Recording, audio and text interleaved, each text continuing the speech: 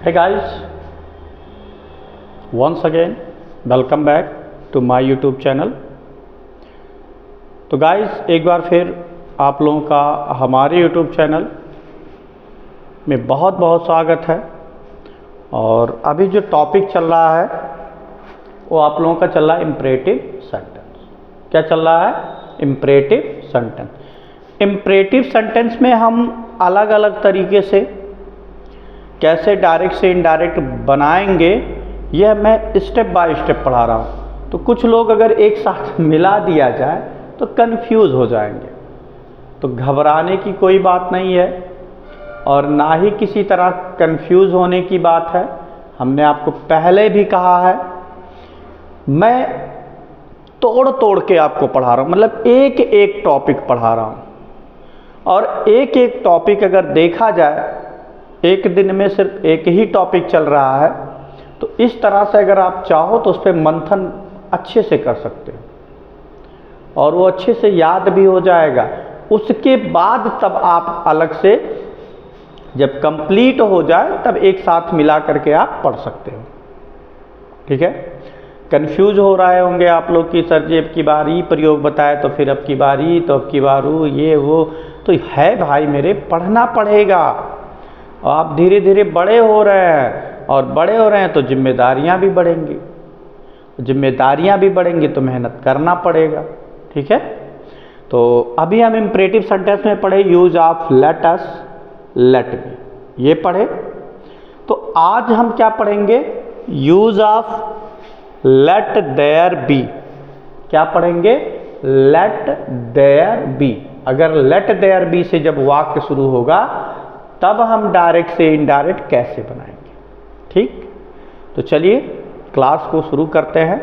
लेकिन शुरू करने से पहले फिर एक बार कहना चाहेंगे कि जो लोग चैनल पे नए हैं तो प्लीज़ चैनल को लाइक और सब्सक्राइब कर लें और अपनी क्रिया प्रतिक्रिया भी आप लोग जाहिर करते रहें। उससे थोड़ा सा ऊर्जा मिलती है। ऊर्जा ये मिलती है कि चलिए आपको मेरा पढ़ाया हुआ समझ में आ रहा है और अध्यापक के लिए इससे बड़ी और कोई बात नहीं होती। ठीक है? तो चलिए आते हैं टॉपिक पे। क्या कह रहा है? आज नरेशन मतलब डायरेक्ट से इनडायरेक्ट नरेशन में हम क्या पढ़ेंगे? यूज ऑफ लेट और use of let there be. क्या पढ़ेंगे? Let there be into imperative sentence. ठीक है? इम्परेटिव सेंटेंस में हम कैसे लेट देयर बी को, लेट देयर बी आ जाने पर हम डायरेक्ट से इनडायरेक्ट कैसे बनाएंगे, इसी को आज सीखना भी है और इसी को आज पढ़ना भी है। ठीक है? तो चलिए हम शुरुआत करते हैं टॉपिक की। क्या लिखा है सबसे पहले? यद रिपोर्टेड स्पीच। कह रहा है यद reported speech let there be से शुरू हो। किससे शुरू हो? लेट देयर बी से शुरू हो। तो इनडायरेक्ट बनाते समय निम्न परिवर्तन करते हैं। जैसे अलग अलग टॉपिक पे अलग अलग परिवर्तन होता रहा, ठीक वैसे ही लेट देयर बी का आज जो प्रयोग है, तो जब reported speech let there be से शुरू होगा तो आज भी हम कुछ अलग करेंगे। और वो अलग क्या है? चलिए पढ़ते हैं। फिर उसके बाद में क्या कह रहा है? नंबर फर्स्ट, यदि रिपोर्टिंग वर्ब सेड टू के बाद कोई ऑब्जेक्ट हो या ना हो। हमने पहले ही बताया इम्परेटिव सेंटेंस में जब भी किसी चीज़ में बदलने की बात हो तो चाहे भैया ऑब्जेक्टवा रहे और चाहे ना रहे, सेड के बाद कोई ऑब्जेक्ट हो या ना हो, यही ना। तो इनडायरेक्ट बनाते समय क्या कह रहा है? इनडायरेक्ट बनाते समय सेड को हम उसके भाव के अनुसार, मतलब उसका अर्थ कैसा निकल रहा है उसके अनुसार रिक्वेस्टेड या एडवाइज्ड में बदल देते। बहुत अच्छी बात कही। कह रहा है उसके भाव के अनुसार आपकी बार आपको क्या करना है। अभी फिलहाल कल पढ़े थे शायद ऑर्डर्ड, यही ना, ऑर्डर पढ़े थे और सजेस्टेड और प्रपोज्ड पढ़े थे इसके पिछले वाले क्लास में। लेकिन आज का जो क्लास है उसमें किस में बदलना है, रिक्वेस्टेड में बदलना है या एडवाइज्ड में बदल देना है। किस में बदल देना भाई, इसको हमको बदल देना किस में है, चाहे हम रिक्वेस्टेड में बदलेंगे और या फिर एडवाइज्ड में, इन दोनों में से किसी एक में। लेकिन कब, उसका जो भाव कहेगा उसके अनुसार। इन्वर्टेड कामा हटाने के लिए कंजक्शन दैट। तो कंफ्यूज मत होइए, इंपरेटिव में कभी टू का प्रयोग हो रहा, कभी दैट का, तो इसके लिए एक बार पढ़िए कि कहाँ कहाँ दैट का हो रहा है और कहाँ कहाँ टू का हो रहा है। ठीक है, देखिए मेहनत करनी पड़ती भैया, ठीक है, इस चीज़ से घबराइए मत या कंफ्यूज अपने आप को मत कीजिए। कभी कभी कुछ लोग होते पढ़ते हैं एक बार टू एक बार दैट है, हम नहीं पढ़े, ऐसा मत कीजिएगा। थोड़ा सा जब भी इस तरह की कोई बातें हैं थोड़ा सा इत्मीनान रखिए, अपने आप को रिलैक्स कीजिए पहले, और रिलैक्स करने के बाद फिर से टॉपिक को पढ़ने के बाद थोड़ा सा अपने आप को फ्रेश कीजिए, थोड़ी देर उठ जाइए, कहीं इधर उधर घूम लीजिए, चाय पी लीजिए, उसके बाद फिर क्या करते हैं, उसके बाद फिर शुरू करते हैं। ठीक, लेकिन इस तरह कभी मत कीजिए क्योंकि इसका कोई विकल्प ही नहीं है। अगर आप ऐसा करते हैं तो उसका परिणाम क्या होगा, आप अपने बड़े बुजुर्गों से कहते हुए सुने होंगे, नहीं तो अपने पिताजी बाबा जी और कौन होंगे पूछिए भी बताएंगे। ठीक, चलिए फिर क्या होता है, इन्वर्टेड कामा हटाने कंजक्शन दैट। नंबर 3 पॉइंट पे क्या है, इनडायरेक्ट बनाते समय रिपोर्टेड स्पीच में आए हुए शब्द लेट देयर बी, क्या है, लेट देयर बी की जगह पर देयर शुड बी लिख देते हैं। क्या लिख देते हैं, देयर शुड बी लिख देते हैं और शेष परिवर्तन पहले की तरह करते हैं। क्या भैया, और शेष परिवर्तन पहले की तरह करते हैं। तो यहाँ सिर्फ और ही लिखा हुआ है, शेष नहीं लिखा, तो लिख देते हैं। तो यहाँ हो जाए और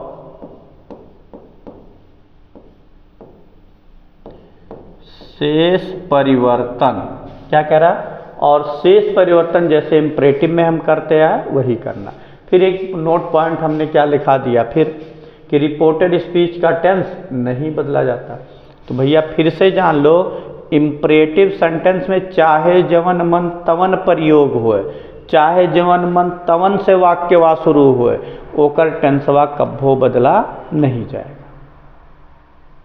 फिर से अंग्रेजी में कहावत है कि make a point of it, कान खोल के सुन लियो, एक अर्थ वाला, चाहे इस बात की गांठ बांध लो काओ कि इंपरेटिव सेंटेंस में डायरेक्ट से इनडायरेक्ट बनाते समय रिपोर्टेड स्पीच का टेंस बदला नहीं जाता है या चेंज नहीं होता है। जान गए, चलिए और आगे,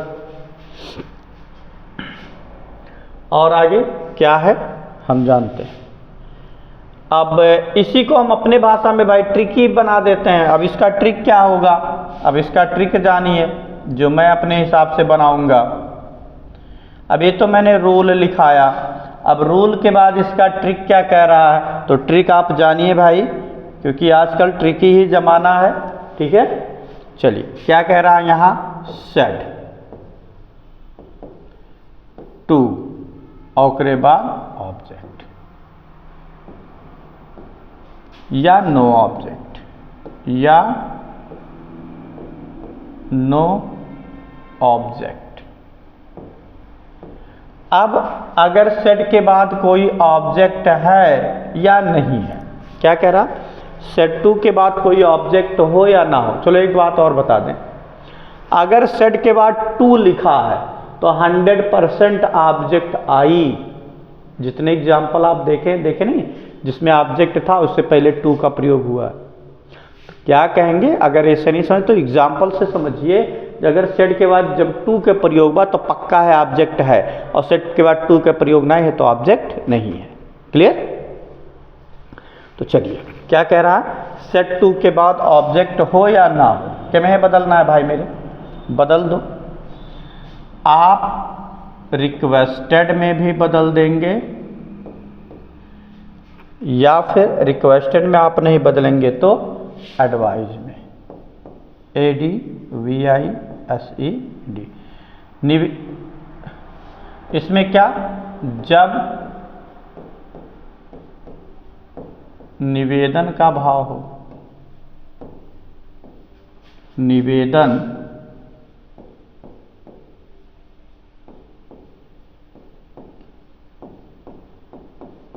का भाव हो। और इसमें क्या कब बदलेंगे भाई, रिक्वेस्टेड,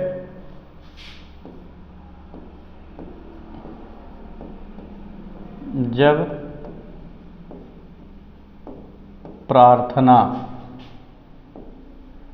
या जब, इसमें तो निवेदन या प्रार्थना होगा, जब सलाह का भाव हो, सलाह का भाव हो। ठीक, जब किसी तरह का ऐसा लगे कि इसमें सलाह दिया जा रहा है, तब उसमें हम किस में बदल देंगे। ठीक है, अब एक चीज़ और इसमें बताना है, चलिए एक चीज़ और वो क्या है जान लेते हैं। क्या कह रहा है, inverted comma, inverted comma, inverted comma हटाने के लिए भैया किसका प्रयोग कर लोगे आप, अभी पहले बताया जा चुका है। इन्वर्टेड कामा हटाने के लिए कंजक्शन दैट, ये हुआ। फिर लास्ट में क्या कहा गया कि लेट,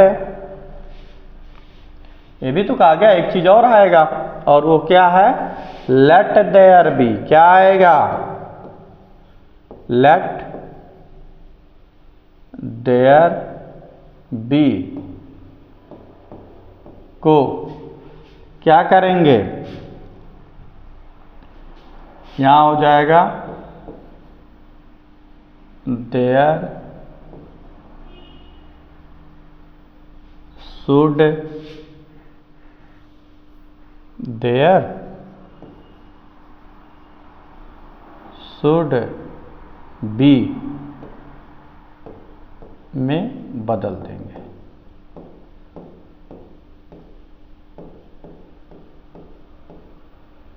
ठीक, अब जितना मैंने आपको रूल लिखवाया भैया, 1 2 3, तीन लाइन में पूरा का पूरा नियमवा खत्म है। ये नहीं समझ में आया?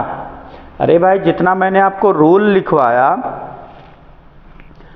पूरा का पूरा रूल जो था वो खत्म हो गया इसी में। क्या, यही कि सेट टू के बाद ऑब्जेक्ट हो या ना हो, एक बार रिक्वेस्टेड में बदला जा सकता है और एडवाइज में। जब निवेदन का भाव हो तो रिक्वेस्टेड, और जब सलाह के भाव हो तब एडवाइज। क्लियर? फिर क्या कहता, इन्वर्टेड कामा हटाओ के लिए केकर प्रयोग, दैट का। ठीक, और तीसरा पॉइंट क्या है कि लेट देयर बी के जगह ये का लिख दो, देयर शुड बी। क्लियर? अगर अब अहिनो ना समझ में आए तो चलो एक्सरसाइज से समझाते हैं। ठीक है, चलिए, जैसे ही set, let there be no inquiry. क्या कह रहा, let there be no inquiry into my case. पहले इसी को समझ लें, तब फिर और भी आपको बताएंगे। सेम एक ट्रिक यहीं पे जाएगा। अब ट्रिक को भी थोड़ा सा ध्यान में रखे रहिए आप लोग कि ट्रिक के अकॉर्डिंग कैसे। देखिए, ही है, ही। अब सेड को हम रिक्वेस्टेड में बदले कि एडवाइज, तो रिपोर्टेड स्पीच के पहले भाव को जानना बहुत ही जरूरी है। अब क्या लिखा है कि let there be no inquiry into my case, उसे मेरे मुकदमे में कोई छानबीन ना करने दो। जैसे मान लीजिए आप पे कोई मुकदमा चल रहा है, या आप थोड़ी देर के लिए मान लीजिए आप रॉन्ग है, आपकी कोई जांच हो रही है, आपको पता चले, और जब पता चले और आपको लग रहा है कि भैया जांच होगी और हम पकड़े जाएंगे, तो क्या होगी, तो जाए तुरंत पैर पकड़ लेंगे। इसका सीधा एग्जाम्पल, कभी कभी जब स्कूलों में रेड पड़ती है आपके सर जी की, प्रिंसिपल सर, मैनेजर सर, या किसी ऐसे अध्यापक की जिससे थोड़ा सा आज की भाषा में दबदबा कहते हैं, ठीक है, और जब उसकी रेड पड़ती है स्कूल में, तो रेड पड़ती है तो किसके लिए, मोबाइल के लिए। अब जिसकी मोबाइल पकड़ी गई तो एक कहा कहीं हमारे दे दो मोबाइलिया, ऐसे क्या वो साहब सर जी दे दीजिए, एक के लारेनाज पहली बार लारेनाज हाई किए, मतलब आप इतना गिड़गिड़ाएंगे, इतना गिड़गिड़ाएंगे कि कौनो सर जी पिघल जाइए, अच्छा ले जा, फिर दोबारा लाएगा तो मारेंगे। और कौनो सर जी जाने रहा ना जगलर है वो, तो कहीं ऐसन बा तो जो अपने बप्पक भेजो, ठीक। तो अब यहाँ वही बातें कह रहा है कि let there be no inquiry into my case. वो कोई कह रहा है कि भैया मेरे मुकदमे में छानबीन ना करो, पूछताछ ना करो, जांच पड़ताल ना करो। तो एक तरह से वो क्या हुआ, एडवाइज करेगा कि रिक्वेस्टेड करेगा। देखिए वहाँ रिक्वेस्टेड की जगह पे रिक्वेस्ट खाली लिखा है, थोड़ा सा इसको सही कर देते हैं, नहीं तो आप लोग जल्दी ये सब पकड़ते हैं, बड़े जल्दी पकड़ते हैं कुछ कमियों को। मैं बोल रहा हूँ बार बार रिक्वेस्टेड होगा, लेकिन मैं लिख दिया हूँ, चलिए इसको सही कर लेते हैं, रिक्वेस्टेड होगा, ठीक है। तो चलिए भाई अब तो समझ गए ना कि हमारा जो भाव कह रहा है वो क्या कह रहा है, रिक्वेस्टेड का भाव है। क्या कह रहा है, रिक्वेस्टेड का भाव है, ठीक। तो चलिए हम कहते हैं यहाँ ही के बाद यहाँ हो जाएगा रिक्वेस्टेड। भैया आई कमवा हटाओ के लिए कंजक्शन दैट। अब तो यहाँ तक समझ में आ गया कि भैया सेट के जगह पर हो गया रिक्वेस्टेड, कमवा हटाओ के लिए दैट। अब क्या कब लेट देयर बी को हम बदल देंगे देयर शुड बी। अच्छा देखो क्या है इसमें, लेट है, देयर है, बी है, और इसमें क्या है, देयर है, शुड है, बी है, मतलब लेट बी, यही तो है, let sorry there be, there और बी के बीचों में क्या भर देना है, शुड। चाहे ऐसे समझ लो और चाहे आप जैसे आप इसमें भी अपना ट्रिक लगा सकते हैं कि लेट देयर बी है तो लेट के हटाए दो और देयर और बी के बीच में हम क्या सेट कर देंगे, शुड को, या हमने ऐसे डायरेक्ट लिख लिया कि लेट देयर बी की जगह पे देयर शुड बी हो जाएगा। आपके पास दो ऑप्शन है, दोनों तरीके से आप समझ सकते हो। यहां हो जाएगा आपका देयर शुड बी, क्या हो जाएगा, देयर शुड बी। अब फिर क्या बच रहा है भाई, देखो देयर, लेट देयर बी की जगह पे हो गया देयर शुड बी, पूरा पूरा इसे लिख दो। नो है तो ही गए नो इंक्वायरी,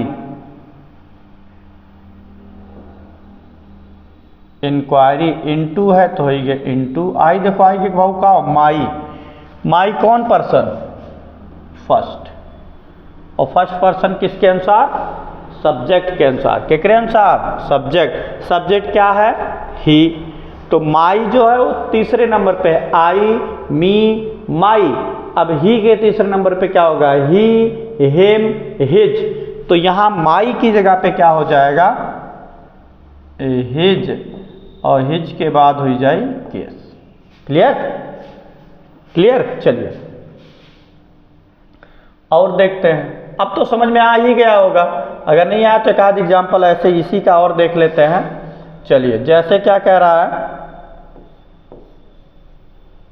जैसे मान लो कोई नाम दे दिए, Ram said to me, Ram ने मुझसे कहा, let there be no, not लिख रहे हैं भाई, नॉट नहीं होगा, नो बीट माई ब्रदर। ठीक, चलिए क्या है वाक्य कि Ram said to me, Ram ने मुझसे कहा, let there be no beat my brother, मेरे भाई को मत मारो। अब क्या होगा, जैसे मान लो कभी कभी होता है, पहले ज़माने में हुआ करता था, अभी भी हो रहा है, कभी कोई भाई किसी का छोटा है गलती कर देता है, मान लो कोई डांट रहा है, मार रहा है, कुछ भी कर रहा है, तो लोग पहले क्या करते थे, पर भैया गलती हुई भाई मारो, छोड़ दो। ये पहले का ज़माना था। अब के ज़माना में क्या है, दौड़ा लेंगे। ठीक है, तो चलिए, तो बात की बात है, लेकिन हम इस भाव के अनुसार की अगर हम बात करेंगे तो क्या हो जाएगा, ये भी एक तरह से रिक्वेस्ट हो जाएगा कि उसके भाई को इस तरह से ना मारो, या कोई मार रहा है किसी को भाई को तो इस तरह से कह रहा है कि ना मारो। ठीक है, चलिए अब इसको हम बदलेंगे किस में, चलिए बदल देते हैं भाई। राम है तो हुआ आपका राम, सेड की जगह पे आप क्या बदल दोगे, रिक्वेस्टेड, यहाँ हो जाएगा रिक्वेस्टेड। मी है तो हो गया मी। हाई कमवा हटाओ के लिए कंजक्शन दैट, भैया कहें लेट देयर बी के जगह लेट का हटा दो, हाई देयर के लिख दो, हो गए देयर। अब हाई बी के पहले यहाँ कथुक प्रयोग कर देना आपको शुड का, फिर यह लिख दो बी, फिर नो है तो हो गए नो, बीट है तो हो गए बीट, फिर आएंगे माई। अब माई फर्स्ट पर्सन राम के अनुसार बदलेंगे, तब वो तो ही बनी भैया, और ही बनी तो काव बन जाए हिज, काव बन जाए हिज, यहां हो जाए ब्रदर। ठीक, अब अगर देखा जाए तो रिक्वेस्ट वाला समझ में आ गया होगा आपको, आ गया ना। चलिए अब एडवाइज वाला ऐसे देख लेते हैं। ठीक है, ये और देखना चाहेंगे,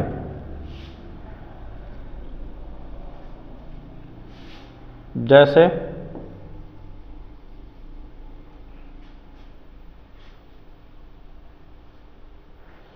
दे सेड, कामा इंटरट comma, let there be no, let there be no,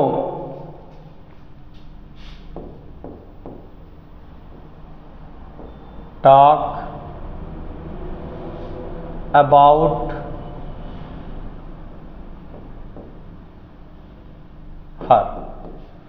चलिए जैसे क्या लिखा है, दे सेड, उन्होंने कहा, let there be no talk about her, उसके बारे में बातें ना करो। अब थोड़ा गहराई से समझो, जब भी कोई आपके गांव मोहल्ले पड़ोसी क्लास कहीं का आपके साथ में कुछ उसके साथ पल बिताए हों, और वो थोड़ा झगड़ालू प्रवृत्ति का हो या अल्टर किस्म का हो, और जैसे दो चार लोग बैठे हैं, अचानक उसकी बात जब छिड़ जाती है तो लोग कालीन है बहु ओकरे बारे में बतियाओ ना तो हम चला जाओ, ऐसे होता ना।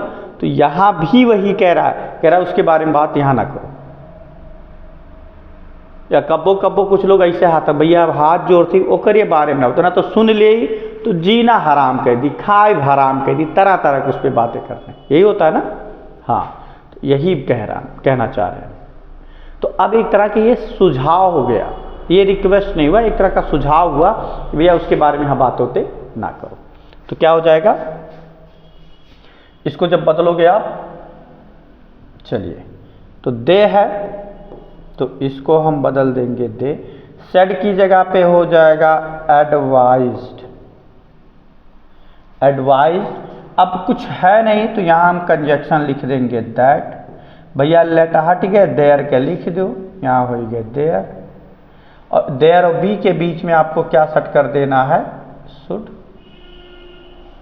बी है तो हो गए बी। अब बी के बाद फिर क्या लिखा जाएगा बाबू, हाँ अभी कुछ बच रहा है, क्या बच रहा है, नो टॉक अबाउट है तो नो है तो नो, टॉक है तो हो गए टॉक, अबाउट है तो हो गए अबाउट। अब आ गया यहाँ हर।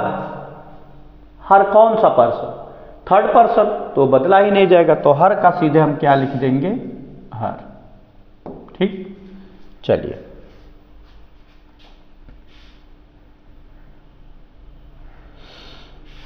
चलिए भाई और देख लेते हैं।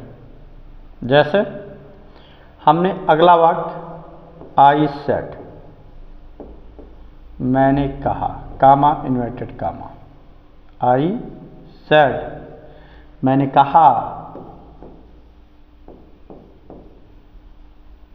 Late there be notice, no tease him. अब क्या कह रहा? आई सेड, मैंने कहा, let there be notice now, ऐसे कह दें।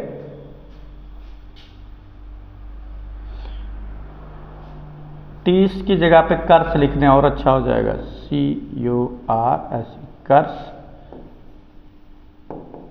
Him now. ठीक, अब इसमें क्या क्या रहा है? देखा, आई सेड, मैंने कहा, let there be no curse him now, अब उसे गाली देने की आवश्यकता नहीं है। अब यहाँ कर्स माने गाली देना भी होता है, कोसना भी होता है, मतलब एक तरह से ताना मारना। जैसे होता नहीं, जैसे मान लो कोई कभी किसी को सताया और सताने के बाद वो व्यक्ति शांत रहा, या उसके बारे में हमेशा भगवान से या किसी से कहे भगवान इन्हें यस कह दो, वस कह दो, और अचानक कभी कोई बात हो जाए उसके साथ, तो कहीं अरे बाबा अब ना कोसो, जोन होए करा का हो ही गए, जो जैसे नौकर कर नहीं रहा वैसे नौकरी संगरी हो ही गया। तो ये क्या हुआ? ऑर्डर नहीं हुआ भैया, एक तरह का सलाह हुआ। या कभी कभी होता नहीं, जैसे जब कोई विवादित जगह होती है तो उसमें बहुत से लोग होते हैं जो अच्छे विचारधारक होते हैं, कहें भैया यार तू ही चुप रहो, वो एक बड़ा रहे। मैटर को जो सॉल्व करना चाहते हैं, और जो बढ़ाना चाहते हैं कि अरे वो कैसे तुम्हें गरियाइस, बस स्वयं added to fuel in the fire, आग में घी डालने का काम की है, चलो इसी में लड़ते रहो, मज़ा देखेंगे। तो ऐसा नहीं करेंगे। क्या कह रहा? Let there be no curse him now, अब उसे कोसने की ज़रूरत नहीं है। तो अब भैया कोसने की ज़रूरत नहीं है, तो इसका मतलब क्या हुआ? एक तरह से सुझाव हुआ। तो आई सेड को हम क्या लिख सकते हैं भाई? आई सेड को हम यहां लिखेंगे एडवाइज्ड। एडवाइज्ड इन्वर्टेड कामा हटाने के लिए भैया कंजक्शन दैट, हाई लेट हट गए तो देयर बा तो लिखब हम देयर, हाई बी बा तो उससे पहले हम क्या लिख देव? शुड। अब हम लिखब बी, अब बी के बाद फिर क्या लिखब? जोन बचा हुआ लिख दो।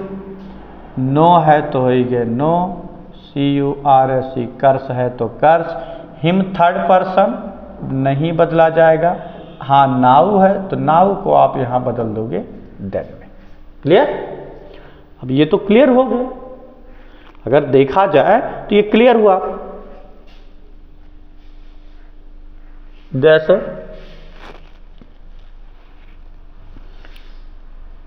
एक और देख लेते हैं। दे सेड टू मी,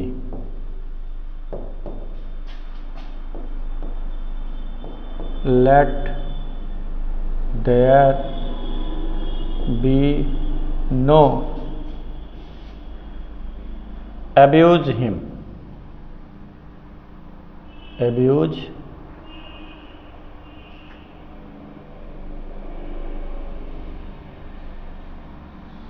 मान लो यहाँ किसी का नाम दे दिया ऐसे, ठीक। दे सेड टू मी, वे मुझसे कहे, मतलब दे सेड टू मी, वे मुझसे कहे, let there be no abuse Ram, Ram को गाली मत दो, मतलब कह रहा राम को गाली मत दो। जैसे होता नहीं कभी कभी कोई एक दूसरे गाली गलौज करते हैं, लोग कहते हैं अरे यार गाली देने से क्या मिलता है, गाली नहीं देने, और वास्तव में सही है, कभी किसी को गाली नहीं देना चाहिए। अगर वो गाली दे रहा तो आप यार हट जाओ वहाँ से, झगड़ विवाद भी नहीं करना चाहिए। इतिहास गवाह है, महापुरुषों ने कहा, हर घर के बड़े बुजुर्ग भी कहते हैं कि छोटा बन के रहेंगे, शांत बन के रहिए। और शांत में ऐसा नहीं कि शांत रहो तो शांत रहो, अपना कार्य करते रहिए। एक दिन कामयाब जब होंगे तब पता चलेगा। और कई जैसे संतोष पाटिल जो डीएसपी साहब हैं ग्वालियर के, उनके बारे में सुनिए। ऐसे उनके साथ एक बार हुआ था, तो पढ़िए थोड़ा ऐसे लोगों को जो थोड़ा सा अच्छे हैं।